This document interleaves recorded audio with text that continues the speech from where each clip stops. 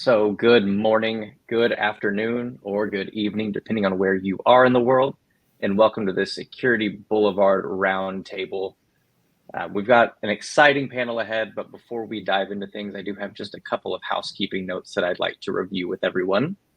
First off, we are recording today's session. So if you happen to miss any of our discussion, if you'd like to rewatch, or if you'd like to share this with your team, you will be receiving an email with a link to access this recorded content on demand, and you'll be receiving that email shortly after we conclude this session today. Now, since this is a discussion-based conversation that we're having today, there's a couple ways that you yourself can get involved. Welcome back, Jonathan. So the first way you can communicate with us is through that chat tab. So when you find that chat tab, I'd like you to let us know from where in the world you are joining us. If you have any specific questions, we want you to submit those to the Q&A tab, as that just helps us keep track of all of them that come in. And we do want to make sure to answer as many questions as we can today. Also, today we will be selecting from our most engaged attendees, and we'll be selecting 2 winners to win $50 Amazon gift cards. So be sure to ask us questions, let us know where you're from, submit a survey response. All of those make you eligible for our giveaway. So our topic is ASM, VM, CAASM, and if you haven't had your alphabet soup yet, that is attack surface management, vulnerability management, and cyber asset attack service management. And I'm joined today by Jonathan Werrett, Head of Security at SimGrep, and our very own Mike Bazard, Chief Content Officer here at Techstrong Group. So Jonathan and Mike, thank you both for joining us today. Mike, do you want to dive us right into our questions? Sure, absolutely. Jonathan, how you doing? I'm good, thanks, Mike, and thanks for the introduction, Cody. If you don't mind, let's just level settle for a minute here.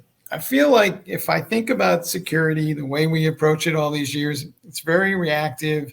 It's very, let's play whack-a-mole. There's a new attack. There's a new vulnerability. We're going to go fix this issue. Can we be better than that? Is there a different way of thinking about security at this point? And where are we on that maturity curve? I don't know if I have a great answer to that, because I feel like security, like any technology, part of the tech industry, is always chasing the future, right? Like I'm not at OpenAI. I'm not setting the future of artificial intelligence, et cetera, et cetera.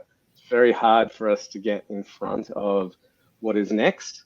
We're still fighting the last war in terms of, we know what risks are today. And we know we're not doing a perfect job of those things that have impacted us for a long time. To get in front of what's happening tomorrow is almost an impossible ask. I feel like I realize you're looking for a more positive feeling than that, but I'm a security person. I'm not positive. Well, let's just kind of dive into the day-to-day existence of the average cybersecurity person. And we see attacks all the time. I don't feel like they're especially sophisticated attacks. I mean, there are clearly ones that are, done by some nation state somewhere, but the bulk of it seems to be highly automated, variations on a theme, tactics and techniques don't seem to be that complicated. What seems to have changed is, we're just trying to defend a broader and broader attack surface all the time. So is it just an attack surface issue at the end of the day that we're not quite prepared for? And what do we got to do to get in front of that? Can you hear me? I'm getting error messages from the. Okay. Cool. To the attack surface thing, yeah. Well, I feel like that is. I think at the core of your point there is, we're not doing a good job of the things that were impacting us yesterday. Really simple things like phishing and lots of vulnerabilities that we've known about for decades. And also we're trying to straddle what's happening today, like the new things that we're trying to protect. And then you're also, pointing out that we need to start thinking about what's happening tomorrow. So I feel like that attack surface thing is maybe the core issue. We don't have a good handle on everything that we need to fix today. There's this ever increasing amount of things that we need to worry about. And we're, maybe if we just started at the very simple things that were impacting us 10 years ago and worked up from there, we'd have a better job, stop script kiddies hacking our websites and stop people phishing. If we deployed MFA everywhere and got rid of username, password, logins everywhere, then phishing wouldn't be a problem. If we had modern websites that had done away with SQL injections that have been known about for like 20 years plus, then we would have stopped script kiddies hacking our websites. So I guess to your point, we need to know the full total of things that are impacting us, but maybe we should be doing a better job at the meat and potato basic things, rather than worrying about things like AI and the other things coming down the path. Yeah. Do you think the bad guys kind of laugh at us a little bit because we get so obsessed about the latest and greatest vulnerability that might impact us on a Tuesday at 3:00 in the afternoon if the following 37 conditions are met? And they're probably sitting there going, let's just kind of crank out the same attacks over and over again until we hit something. I think they're not laughing at us. They're too busy making money. But no, I think that there is a degree of humor in the fact that the very simple things work, particularly when you're leveraging them at scale. But on the flip side, it's very asymmetric, right? Like as a bad guy, I just need to go find that one company that is badly configured because of some VM backup software. I don't need to worry about like specific individuals or specific companies. It's very asymmetric. There's a whole internet out there. I just need to find one or two instances of things that I can attack. Whereas on the flip side, heads of security, people working in the security field have a very specific, there's 500 people working in this company. They're all doing things every day that could be increasing the amount of risk. I need to figure out how I can get a handle on that and start attacking it or making it better, basically. How do we make vulnerability management better? Because so often we don't update a piece of software to go address a vulnerability. I think we're afraid that it's going to break, but we seem to have thousands of vulnerabilities running around. And how do we kind of get our arms around this whole thing? So vulnerability management is a tough one because it's not, and like many things, hang on a sec, I think my video feed is, to answer your question about vulnerability management, vulnerability management, like many things in security, it's not just a technical problem, right? You've got a piece of security technology. It's trying to assess all of your software, your web infrastructure, your physical infrastructure for vulnerabilities. You find a whole bunch of, you find thousands of high impact vulnerabilities. And then as a security person, what happens next? Somehow you need to find who owns these assets, out how to get them to address those concerns. So it's not only do we need to be security people and experts in technical risk, we now need to be experts in how to win friends and influence people and get them to make the fixes that we need. So it's very much about like the split of responsibilities. Security teams might be responsible for those vulnerabilities. Maybe they're just responsible for finding them and keeping the program of vulnerability management up to date and making sure that it's running like clockwork. But at some point, someone is going to have to address those vulnerabilities, and it's typically not within the power of the security team to do that. So I think that's the inherent conundrum in vulnerability management, which is we know about these things, we've got all this data, but we're not empowered necessarily to make those changes, and we need to find ways of doing that.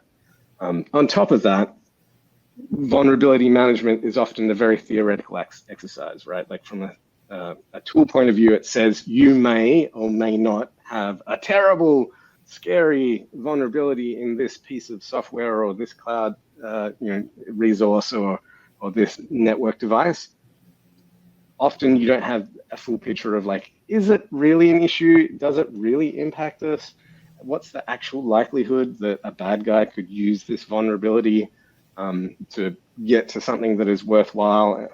So there's this game of like, I think this could be a real thing. I don't really have the time. I can't be an expert in every type of technology and tool that we use.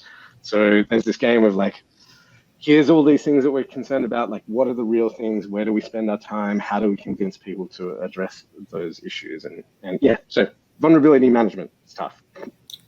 Do we need to have an adult conversation about vulnerability management? Because I feel like the security people should be able to fix low-level vulnerabilities or vulnerabilities at least at endpoints that clearly the odds are that something going to break is limited versus, say, a vulnerability in a Java application running on a server somewhere that is custom made. That might be a whole other conversation. But, can we kind of separate these things and start figuring out that not all vulnerabilities are of equal weight and value? Yeah, I think, to your point, there is a conversation to be had there, but it's complex and nuanced, right? There's often criticisms of security teams that are just breakers, right? Like they're running tools, they're doing pen testing, they're doing red teaming, they're embarrassing the organization and proving that there's all these security vulnerabilities out there, but they're not necessarily making the story better. They're not necessarily moving the organization to a more secure position, posture. And then there's the conversation around builders, security teams that are building out infrastructure, laying tools and laying processes that get rid of whole classes of vulnerabilities. So I think if you're thinking about a mature security organization, it would be good to start moving towards a place where the security team is actually making things better rather than just running a list of vulnerabilities and telling the business that they've got problems. But I think in reality, that's a really difficult problem, right? Like the thing that you're talking about, like can the security team just push out a fix? That sounds great, but like who is going to be paged at 2 a.m. on a Friday night when things go wrong because of the update that we pushed?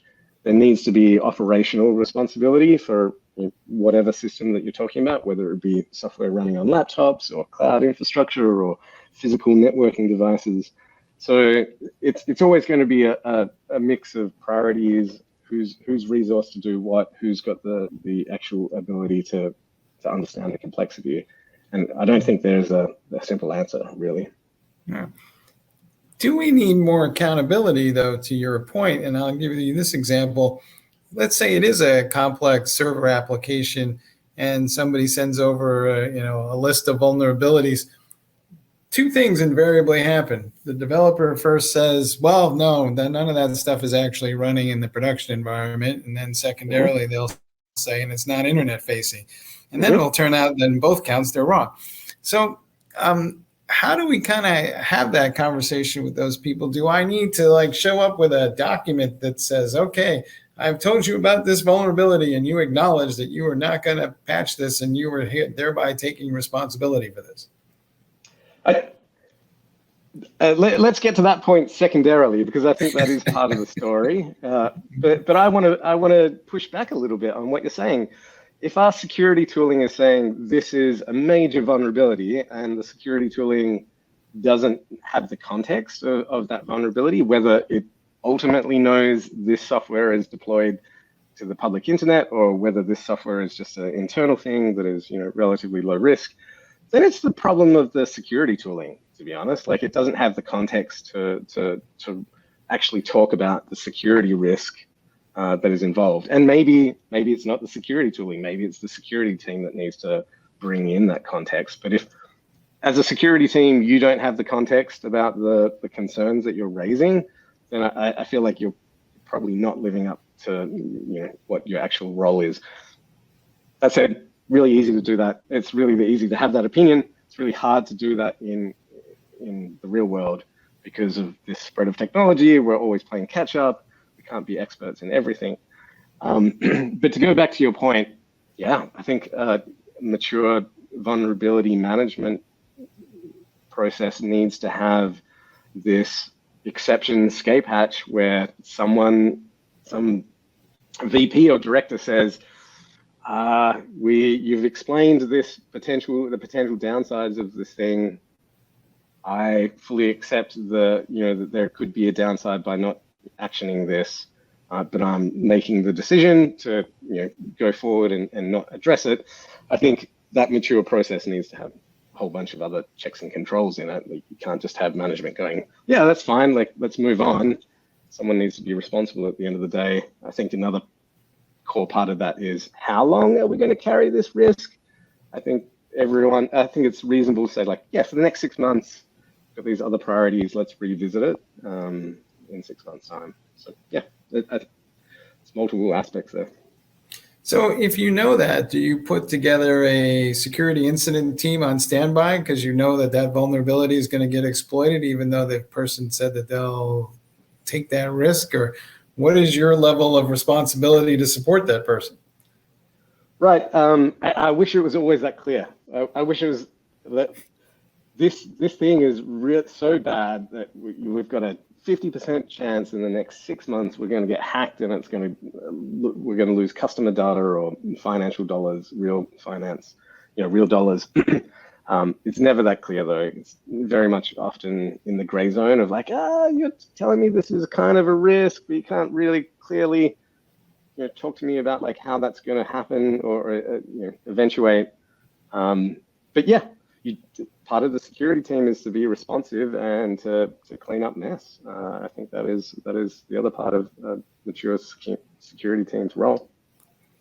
One of our attendees is poking at an issue here, and I'm going to bring it up now because it kind of suggests that if you're a security professional, you want to think long and hard about the type of company you work for and where they operate, because to his point, larger organizations that have compliance requirements tend to, deal with these vulnerability issues a little more proactively than others. So does that factor into your thinking? Is there more to life than just, what's my salary and what's my number of day offs for the year?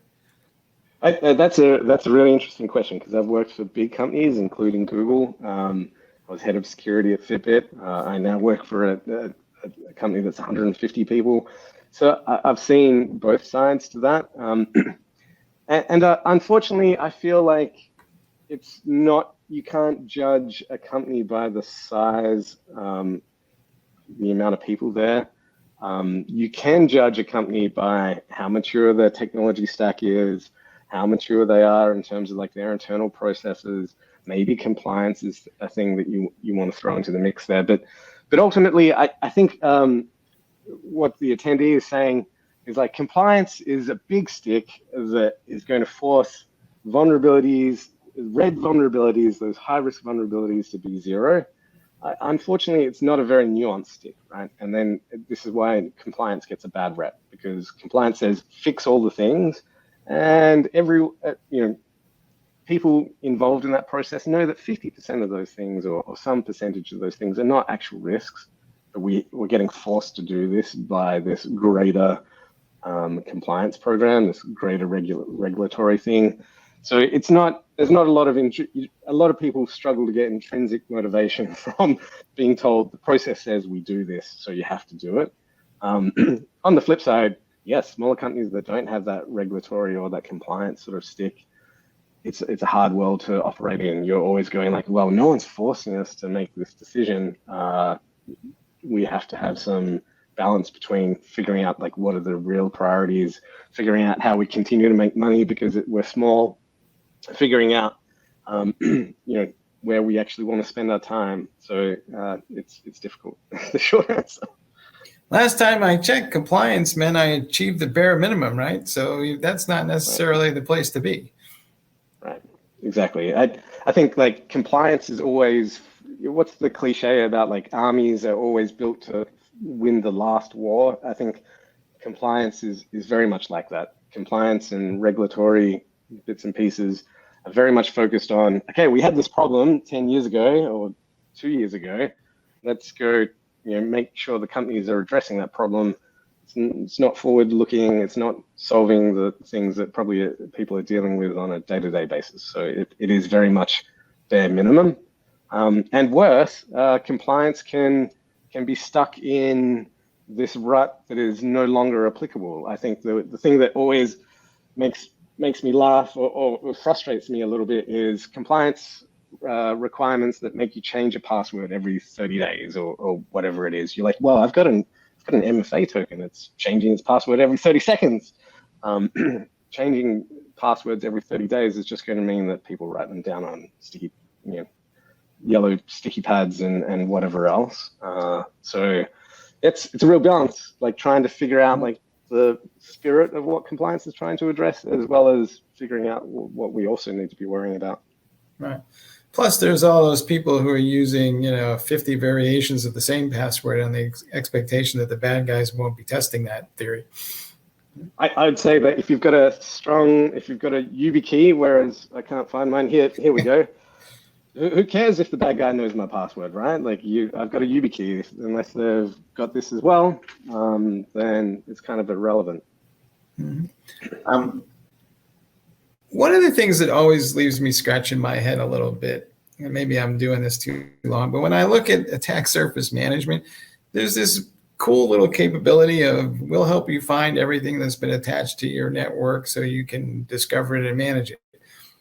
Last time I checked, the IT operations team typically had something that was, an asset management database, a CMDB, and theoretically you're supposed to know what we have already. So are these two functions converging, or are they complementary, or do we do that in the attack surface management because the CMDB is just never up to date and unreliable anyway?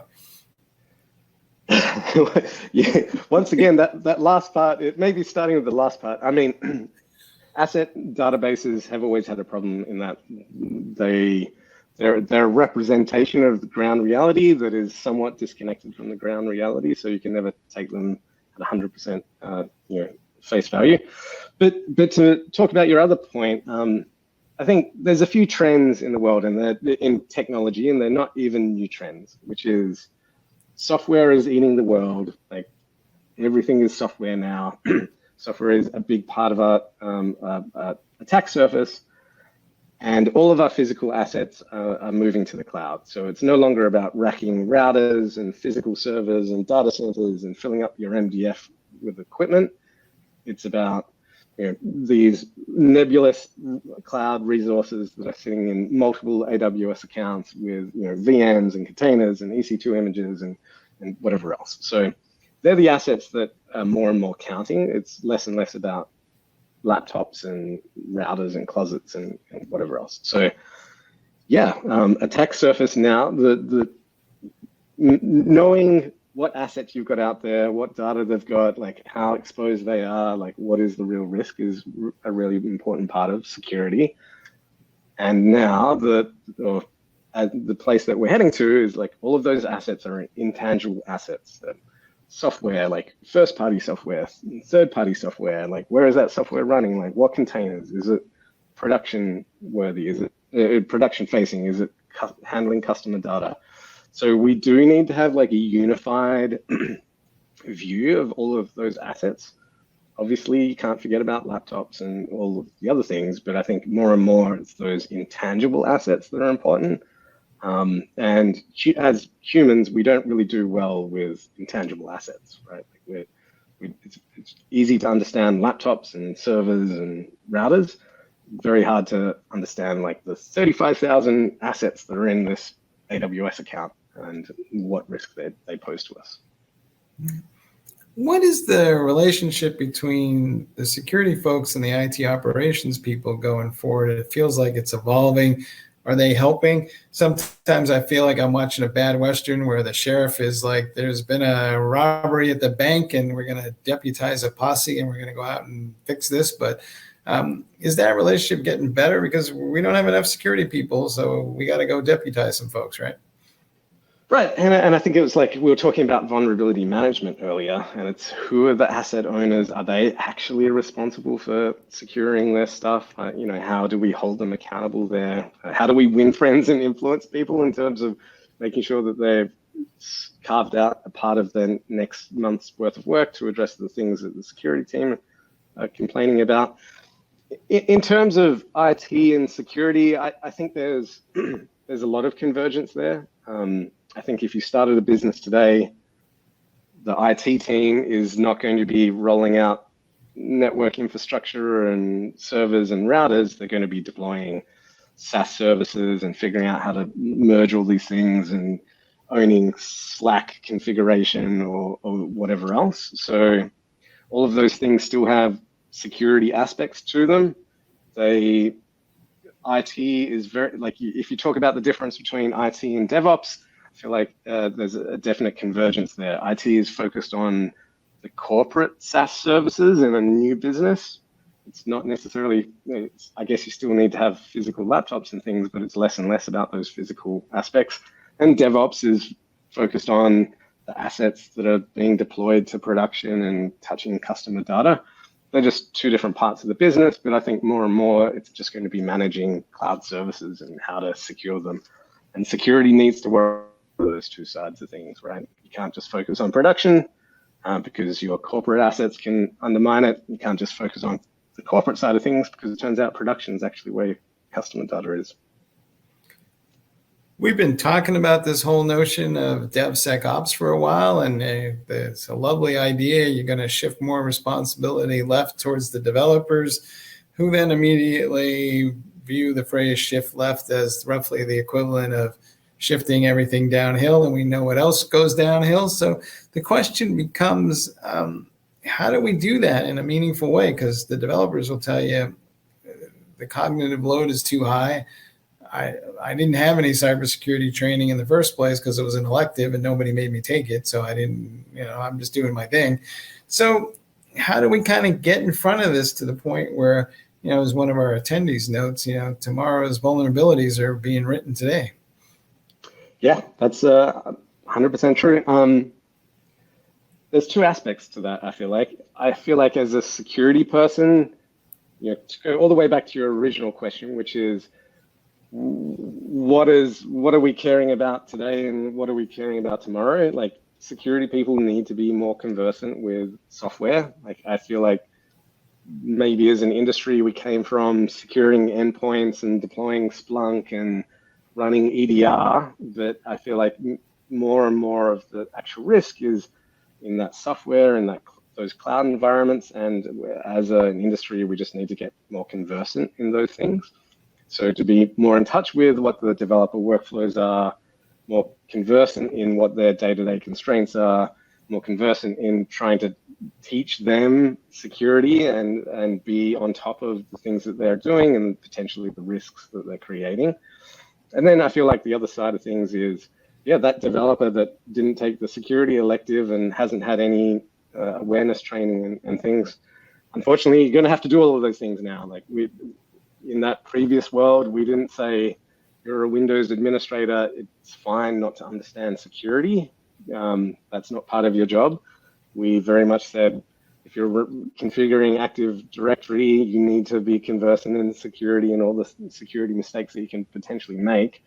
And it's going to be the same way for developers. I feel like as a security team, doing that awareness, doing security training, helping whoever it may be, but it's developers or Active Directory administrators or whatever else, be conversant in the potential issues is a big part of our job. On the flip side, we can't solve all of security for these developers, and hence shift left. Like, they're the ones that know the software stack the best. They're the ones that are writing software 8 hours a day, 5 days a week, kind of a thing. So it needs to be a partnership in terms of, like, they need to help us understand the things that they're doing. We need to help them consider security in their day-to-day workflows. Right. In my experience, they're only writing code for 2 hours a day. They spend 6 hours a day managing the development environment, but that's a whole other issue. What's your sense of how do we get some more empathy going across this conversation? Because part of the issue, I think, is just developers don't see the pain. They don't feel it. They don't necessarily until there's a major crisis somewhere and somebody comes looking for them.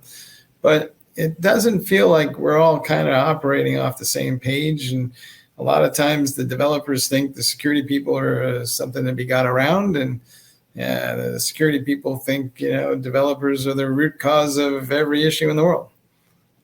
Yeah, once again, I don't have any, maybe Dale Carnegie, How to Win Friends and Influence People is the thing we should all be reading, because it is honestly that, right? Like, going back to that compliance conversation, right? You can't just slap a developer with this regulation says we have to clear all the red from this report. It's to be a little bit more humane and say, like, look, I know you know that half of these things are probably not going to impact us, but there's greater forces beyond you and I that are demanding that we address this report. And I think that sort of cascades down to every sort of daily interaction. I don't think security teams can just throw issues over the fence because we know how that goes. I also don't feel like, but I also feel like asset owners, developers, whoever else we can't, just push all responsibility to them to run, to get a list of things and run it down. I think there needs to be a mature program of work that we've found these things. We can have a dialogue about like whether they impact us or not. Maybe the security team doesn't have the insight, but the developer can tell you that, no, honestly, this isn't a real thing. There is that process that you were talking about of like getting an exception, but they're humans and they're just trying to get their work done as well. But then again, the security team has all these things to worry about. It's not just whatever the developers are doing today. It's what the cloud team is doing today. It's like what the networking team is doing today. It's what the database team is doing today, and all these SaaS apps that IT might be rolling out as well. So we need to have a bit of respect for each other's pressures, I guess. We have a question where somebody just wants to know, well, how do we gain visibility into all these assets that are out there? And how does that process work? I mean, who wakes up in the morning and says, I know, I'll just plug this into the corporate internet and see what happens? Well, I think the security team, like those, we spoke about builders and breakers. I think the security team has an aspect of we need to be getting ahead of and architecting for minimizing risk. And if you stick something into the corporate network, if it's a zero trust network, who cares? It doesn't have privileged access to everything, which would be a nice world to live in. But yeah, on the cloud assets, on the software assets that are more and more the assets that contain the risk, the industry is still immature. We're still kind of figuring out how we get a unified view. Maybe there's a magic bullet out there, but I feel like there's no magic bullet that is going to look after your endpoints. It's going to look after your users, who's an asset, employees who are assets that we haven't spoken about yet. Who's going to look after all the accounts that each employee has access to across all the various SaaS services. And then you're talking about all the cloud infrastructure and all the software running on that cloud infrastructure. So it's a pretty intimidating problem to tackle. But like anything, I think in security, if you have an okay idea of where you're heading and where you're weak and where you're good, and you're generally making things.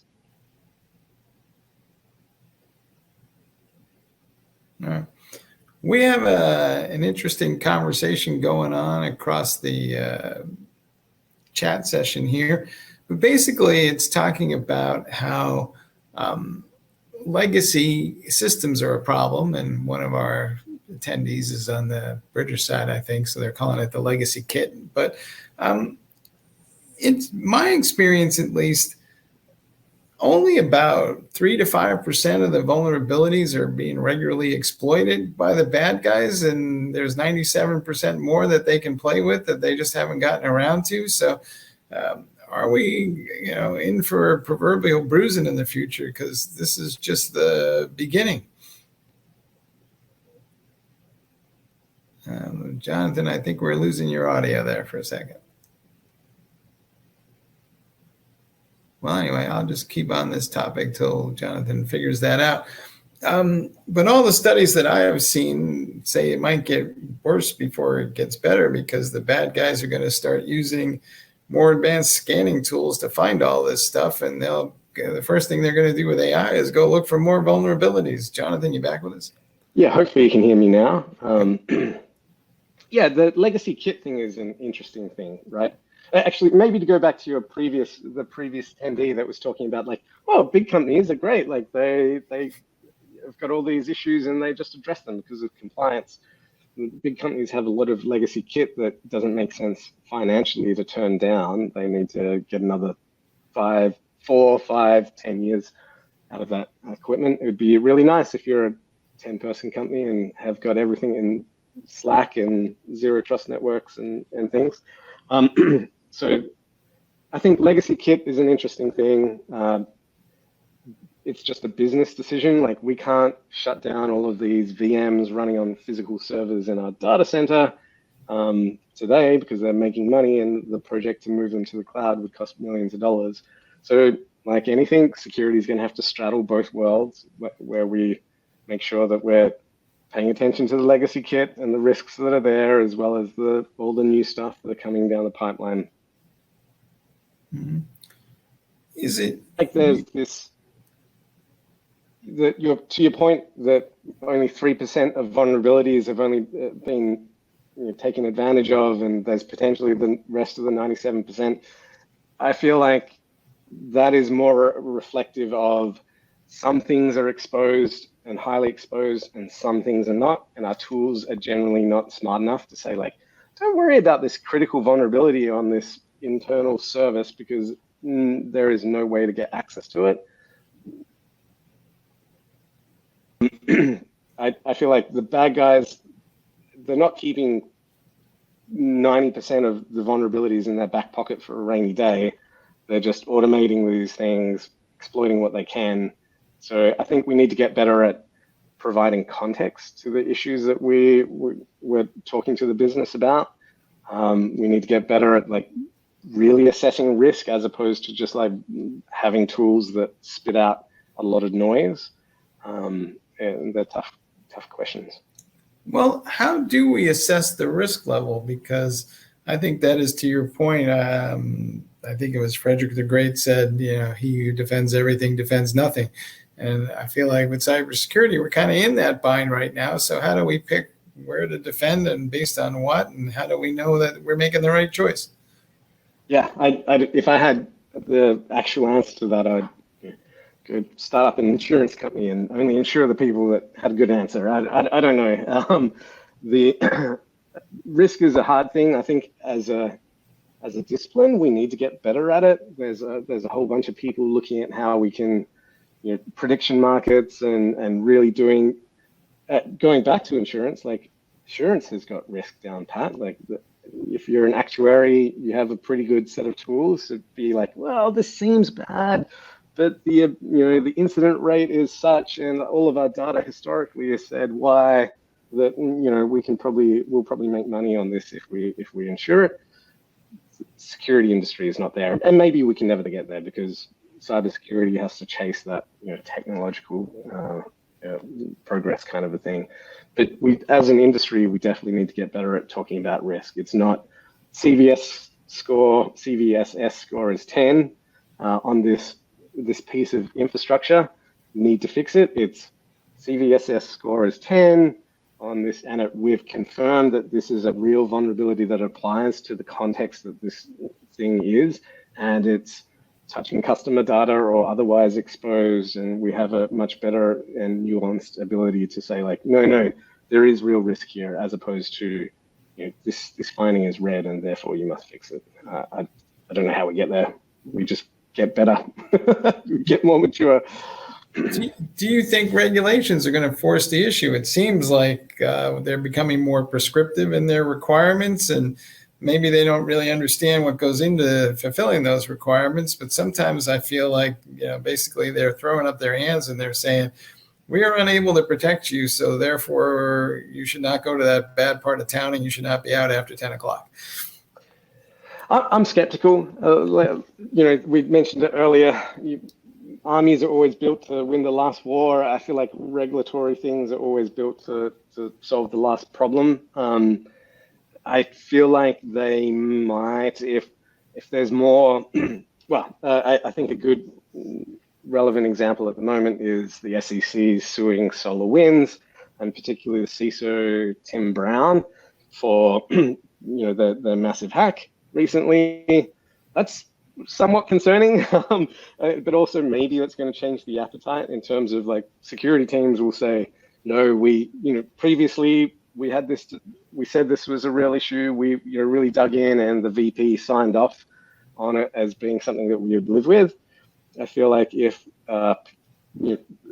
CISOs and security teams are not necessarily going to jail, but like being sued for the things that they're meant to be responsible for, that ultimately have no ability to control, that's going to change the dialogue a little bit. I think it will be like, no, you might want to sign off on this, but no, we're really going to have to spend like this amount of money to fix this issue. We can't move forward. We can't deploy the next product until you do, because you signing off on that thing is not, just a piece of paper that goes nowhere. It's the SEC is going to come along if we get hacked and sue you, and you'll never be able to be a VP of a fun company again, kind of a thing. So that would be interesting. It's not kind of the world that we really love to operate in, right? Like we want to be having a little bit more of a back and forth of a dialogue, saying like, we should do this. This is a good strategic thing to do. Also, it's going to cost a little bit more money, as opposed to, these guys are going to sue us if we don't do it.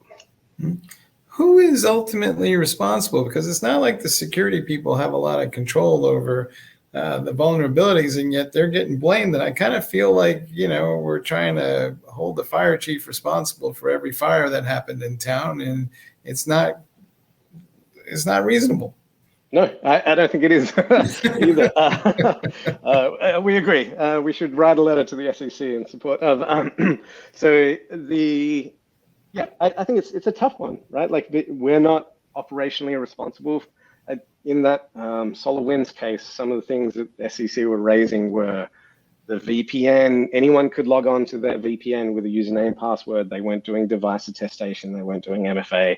That there was instances where passwords were weak, even though their password policy said it should be certain complexity, et cetera, et cetera.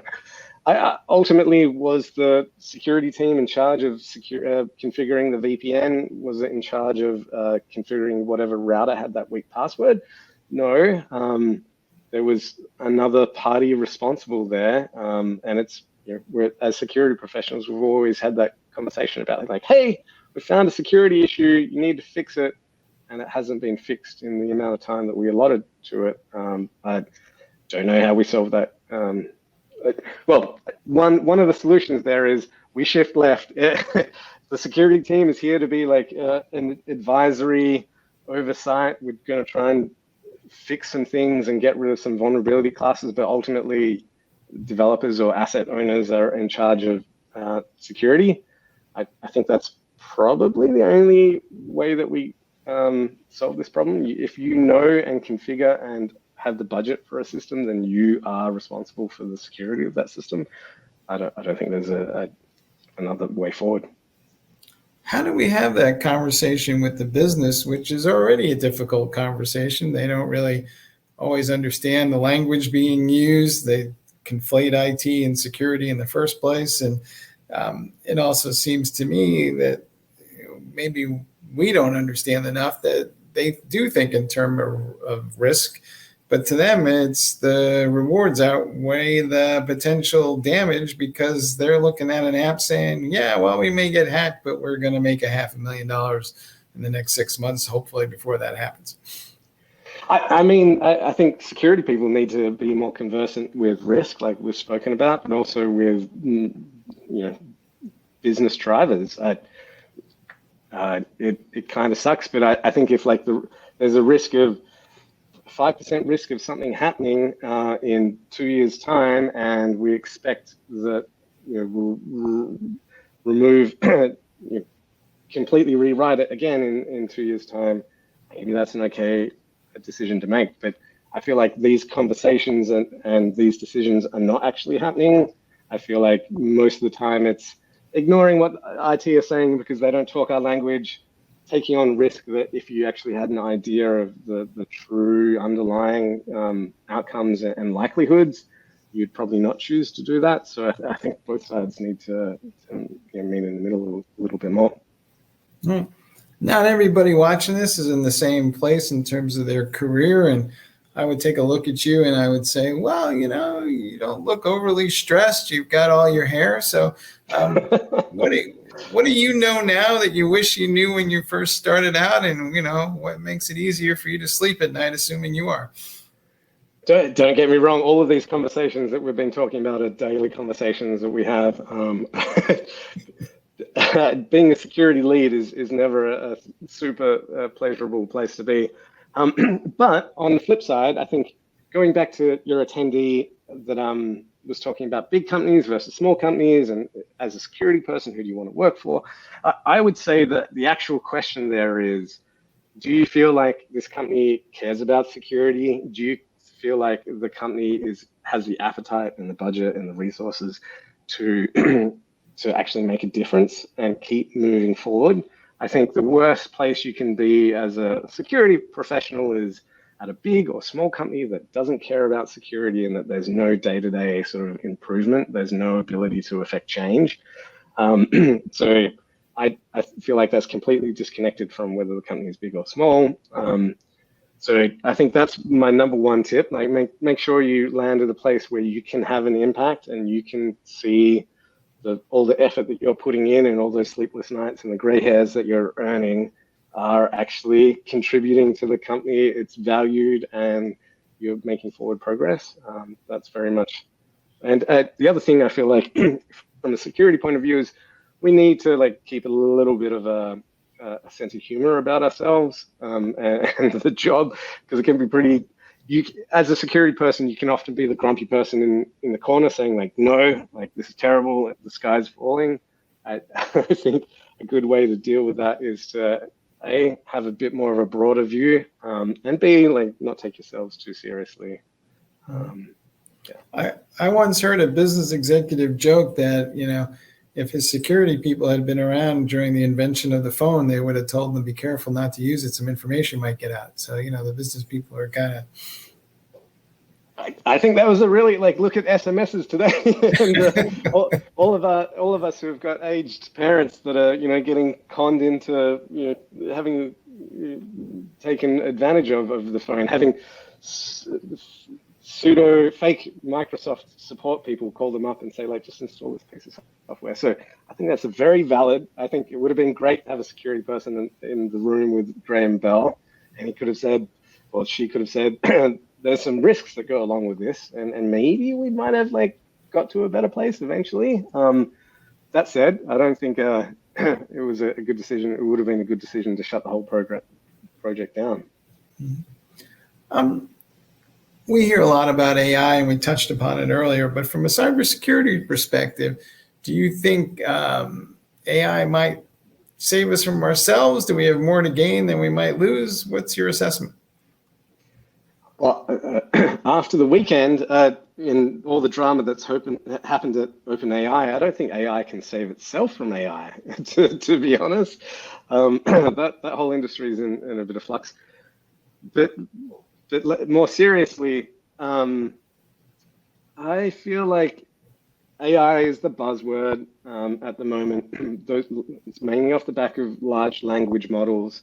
Maybe this is a depressing thing, but there's probably limited opportunity for large language models to improve security. I think they're really good at text. SEMGREP ourselves have been, code at the end of the day is text. We've done some fun things around using large language models to spot false positives, to make suggested fixes, auto fixes, and there's some other very specific use cases where text-based large language models do really well in security. I guess DLP, if you're trying to detect sensitive data going out through email, or you're trying to detect spam, I think they're probably two good use cases. In terms of attack surface, understanding lots of log data, trying to understand lots of metrics coming from endpoints, I don't think large language models are really going to help us.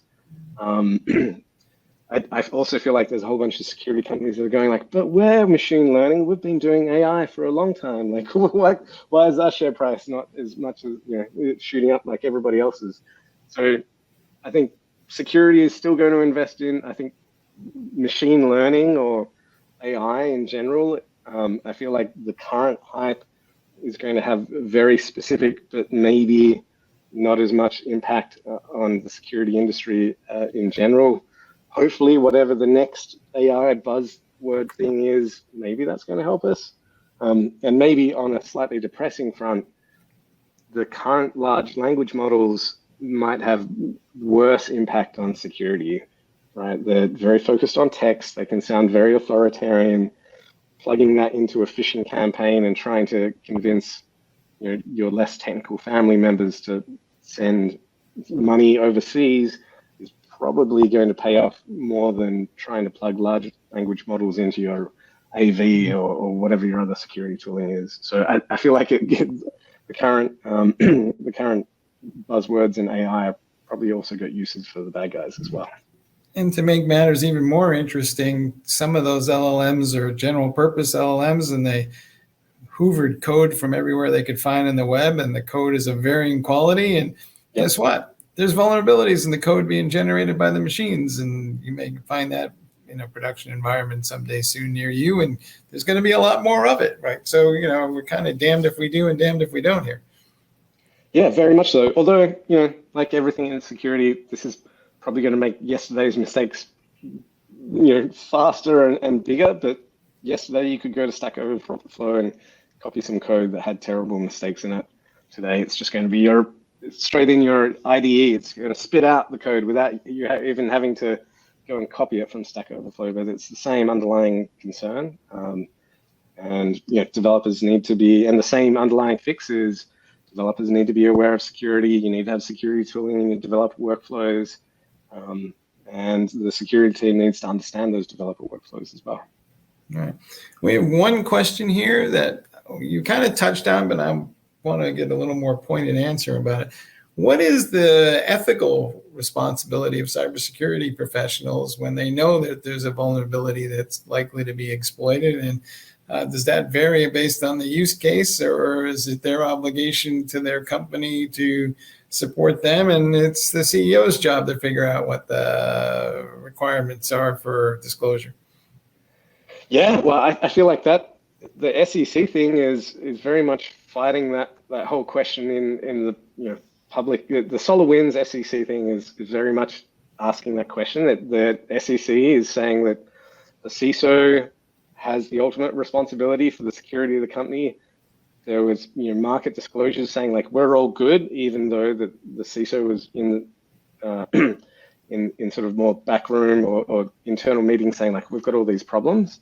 So the SEC is saying, from our point of view, that you've got a chief executive or a senior executive that is responsible for these things. I feel like 6 months ago the answer would have been the security people would have said like we can only do so much. We can try and very clearly articulate what the actual risk is, but ultimately it is a business decision, and it has to roll up to the CEO or others. So I feel like there's two very divergent views here. I guess we'll find out, and it could change the industry. But I feel like from an ethical point of view, like trying to make it very much more day to day for a security person is we need to understand the risks. We need to be very clear about them and have some nuance in talking to the asset owners or the technology owners, right? Like it can't just be tool says high risk, therefore you must fix. I think it must be like tool says high risk. What's the actual applicability? Is this tool, does the tool have all the context? Trying to really be clear about that risk and communicate it in a way to the business owners that they can understand. And that's the best that we can do. Like, no, really, this is a real risk. Here's what the potential outcome is. Like, let's have a mature discussion about the pros and cons of not addressing this. I think that's all we can do at the moment. And unfortunately, that means we have to do that for every vulnerability across every system, across like all the various different parts of the business. It's a big job. All right. We're down to the last couple of minutes, but I do want to ask this one question. With increased responsibility, does that mean a bigger paycheck? Well, it's an interesting question, actually, because there's two outcomes. Bigger paycheck because you've got the potential for the SEC to sue you, and it's an important part of the business. Or then you create a market. Everyone who if that doesn't happen, people are like, well, that's a sucker's game. I'm a technically competent person. I'm just going to go out and be an engineer, and then I won't be sued. And then you'll get a worse outcome. I think people will just be, keeping bums in seats and not necessarily technically competent. So potentially, I guess it would be good. I think we already demand a premium as it is. So. All right, folks. Well, the coming year promises to be extraordinarily interesting. Jonathan, thanks for chatting with me. I'm going to kick it back to Cody. Cheers, both. Thanks for being patient with all the technical problems today as well, by the way. Of course. Well, thank you, Mike. And Jonathan, thank you for joining us today. It's been a pleasure hearing from you over the last hour. It was a pleasure to talk, Mike. And Cody, thanks. Pleasure. Thanks, everyone, for attending. And participate. Right. Of course. So I'd like to remind everyone that we have been recording this session. I got that question in the chat. We'll be sending the recording to you via email as soon as it becomes available. You'll also be able to find it on the Security Boulevard website. That's securityboulevard.com/webinars, and you'll find it in the on-demand section. We will be selecting 2 winners from those who participated in our program today, and those 2 winners will be receiving $50 Amazon gift cards. So keep an eye out in case you're chosen to be one of our winners today. Jonathan and Mike, thanks for joining us, and to our audience, thank you so much for attending. We appreciate your time, and if you hold tight for just 1 second, I'll post a link here in the chat for you to fill out our post-webinar survey. We would love to hear your thoughts, whether they're about this program or upcoming topics. Please let us know. Either way, we do hope to see everyone at a future Techstrong learning experience. Have a great rest of your day, and you may now disconnect. Thanks again, Jonathan. Thanks all.